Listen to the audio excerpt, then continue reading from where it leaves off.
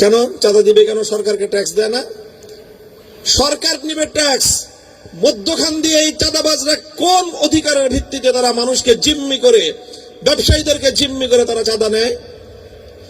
কৃষকরা, শ্রমিকরা, গার্মেন্টসের শ্রমিক, তারপরে বিভিন্ন এই যে ফ্যাক্টরিতে যারা চাকরি করে শ্রমিক ভাইয়েরা বোনেরা, মাস শেষে তারা সামান্য মাইনে পায়, সামান্য বেতন পায়। সেই বেতনটা নিয়ে তারা নির্বিঘ্নে ঘরে ফিরবে নিশ্চয়তা নাই। রাস্তাঘাটে ওত পেতে থেকে এই সমস্ত বোনদের কাছ থেকে, আমাদের মায়েদের কাছ থেকে, আমাদের ভাইদের কাছ থেকে ছিনতাই করে নিয়ে যায়, মোবাইল ছিনতাই করে নিয়ে যায়। 1 মাস 2 মাস 3 মাসের অল্প অল্প বেতন থেকে কিছু কিছু টাকা সেভ করে একটা মোবাইল কিনে সেই মোবাইলটা রাস্তা থেকে ছিনতাই হয়ে যায়। আজ এই আদাবর এবং মোহাম্মদপুরের এই অঞ্চলের এই অবস্থা। আমি আলহামদুলিল্লাহ মোহাম্মদপুরের ঢাকা 13 আসনের নেতৃত্বের জন্য নিজেকে পেশ করেছি, আমি সামনে এগিয়ে এসেছি। এই কথাটুকু শুনেই আমি আপনাদেরকে এই আগাম সুসংবাদ দিতে চাই যে ইতিমধ্যে যারা সন্ত্রাস করে, চাঁদাবাজি করে, যারা এই সকল অন্যায় কার্যক্রম পরিচালনা করে, তাদের পালপিটেশন গরম হওয়া শুরু হয়ে গেছে। তারা বুঝে ফেলেছে যে মামুনুল হক যদি এই এলাকায় নেতৃত্ব দুর্নীতি তুলে নিতে পারে, এই এলাকায় চাঁদাবাজি মাস্তানি আর চলবে না ইনশাআল্লাহ। কারণ তারা জানে যে আলহামদুলিল্লাহ সারা দেশকে তোলপাড় করে দেওয়ার মতো অতীত অভিজ্ঞতা আমাদের আছে।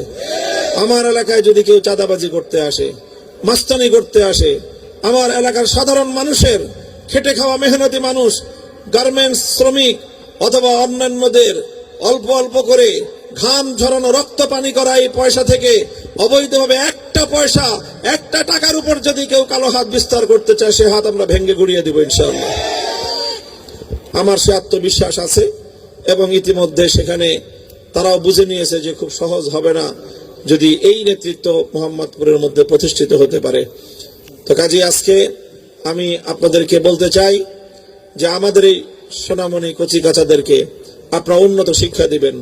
আমরা ইনশাআল্লাহ মোহাম্মদপুরে ইতিমধ্যে বিগত প্রায় 4 দশক ধরে মোহাম্মদপুরের শিক্ষা উন্নয়নে আমাদের ব্যাপক ভূমিকা আছে। আমার আব্বাজান শাইখুল হাদিস রহমতুল্লাহ আলাইহি অনেকগুলো শিক্ষা প্রতিষ্ঠান এখানে গড়ে তুলেছেন। আমরা এখানে বহু শিক্ষা প্রতিষ্ঠান এই মোহাম্মদপুর অঞ্চলে গড়ে তুলেছি। এই শিক্ষা প্রতিষ্ঠানগুলোর মধ্যে যেরকম ধর্মীয় শিক্ষার ব্যবস্থা আছে, ঠিক তেমনি ভাবে ধর্মীয় শিক্ষার পাশাপাশি এই শিক্ষাঙ্গনগুলোতে আমাদের বাচ্চাদেরকে আগামী দিনের দেশ, জাতি, আন্তর্জাতিক অঙ্গনের যোগ্য দায়িত্বশীল নেতৃত্ব গড়ে তোলার জন্য যেই যেই শিক্ষার প্রয়োজন, সমস্ত শিক্ষার আয়োজন আলহামদুলিল্লাহ আছে। আমাদের ছেলেরা, আমাদের মেয়েরা একদিকে ধর্মীয় শিক্ষায় উন্নতি করতেছে, অনেক ছেলে মেয়েরা তারা স্কুল লাইনে গিয়ে তারা সাধারণ শিক্ষায়ও তারা উন্নতি এবং উচ্চ শিক্ষা অর্জন করতেছে, সেখানেও তারা সাফল্যের স্বাক্ষর রাখতেছে।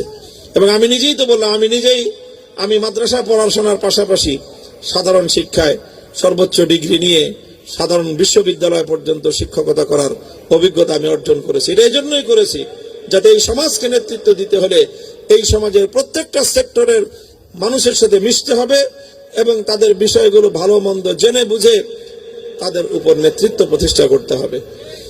তো আমি আপনাদের কাছে দোয়া চাই এবং আপনাদের কাছ থেকে আমি সেই আশাবাদী যে আপনারা ইনশাআল্লাহ এই ভালো কাজগুলো করার জন্য এবং এই এলাকাটাকে একটা নিরাপদ, সুন্দর, একটা সমৃদ্ধ এলাকা হিসেবে গড়ে তুলবার জন্য আপনারা আমাকে সহযোগিতা করবেন।